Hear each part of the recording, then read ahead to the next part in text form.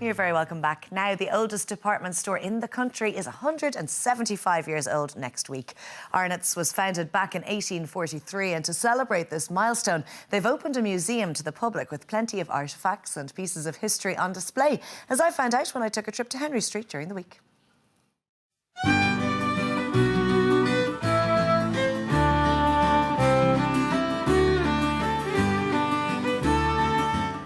Robert, you've joined me here in Arnotts this morning, and they're about to celebrate a rather significant birthday, 175 years old to be exact this week.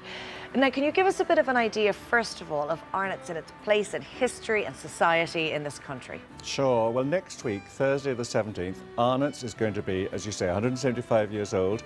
It started back in 1843, long before you and I were even thought of, as actually Cannock and White, because there's two gentlemen from Cork, Mr. Cannock and Mr. White, who came to Dublin and opened a small drapery shop on the site of this building.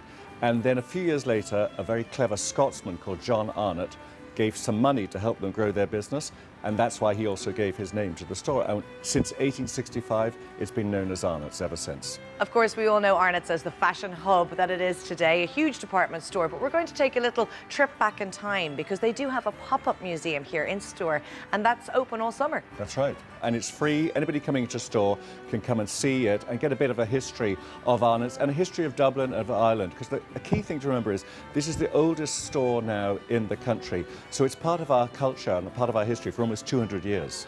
Let's go and have a look. Great.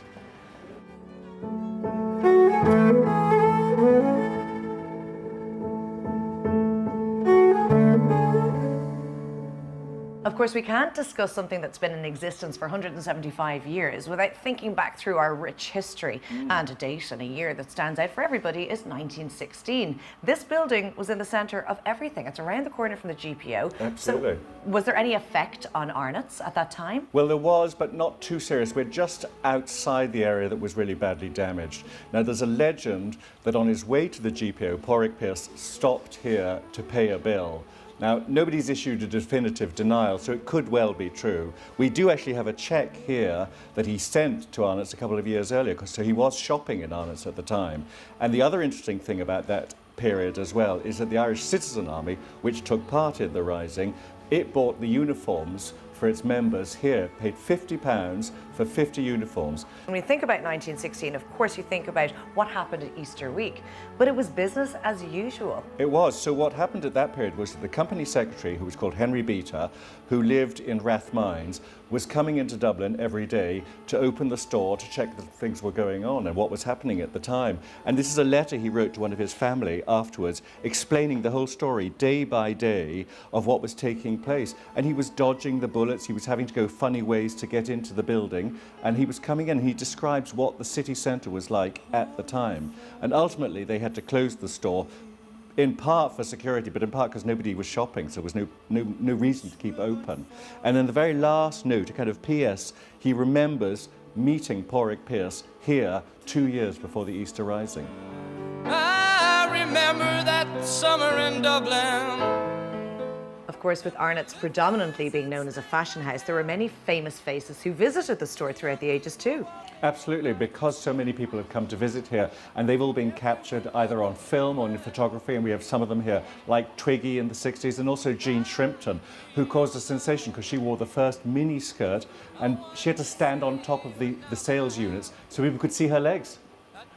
I love that story. What about the Beatles? Rumour has it they played somewhere around here too. They did. They played in the Adelphi just around the corner, and that's now the Arnott's car park. Love it. But Yep. of course, there's also a lovely relationship between sport and the history of sport in Ireland and Arnott's too. Behind you is a rather mucky-looking Gaelic jersey. Tell us about this. So, Arnott's has the record for the longest sponsorship of sports in Ireland. In 1991, it started to sponsor the Dublin team of the GAA, and this is the shirt worn by Charlie Redmond in 1995 when Dublin won the All-Ireland final, when he scored the winning goal, and this is the shirt he wore on that occasion.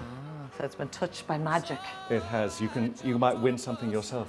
Up the dubs, indeed. Stopping off to pick up my guitar. And from sports to toys, these Lego replicas of iconic Irish buildings are magnificent. Aren't they extraordinary? There's such a thing as an AFOL, Adult Fans of Lego. He's called David Fennell. He's a chartered accountant here in Dublin, and he has made all these replicas, including, as you can see, this is the GPO during the Easter Rising, and there's Arnott's itself, made entirely out of Lego, and that was shown not just here, but also in the original Legoland back in Denmark. Safely tucked away behind a glass case. Because we want it to last as long as Arnott's has. And Arnotts will celebrate their 175th birthday this Thursday with their museum staying open throughout the summer.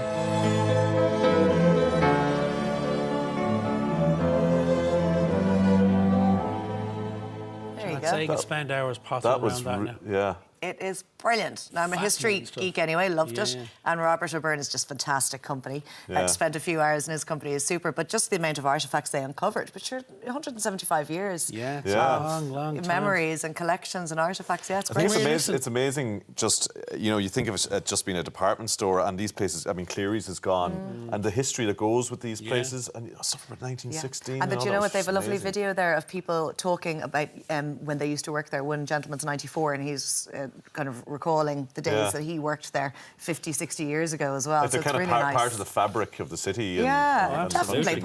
Part of our history.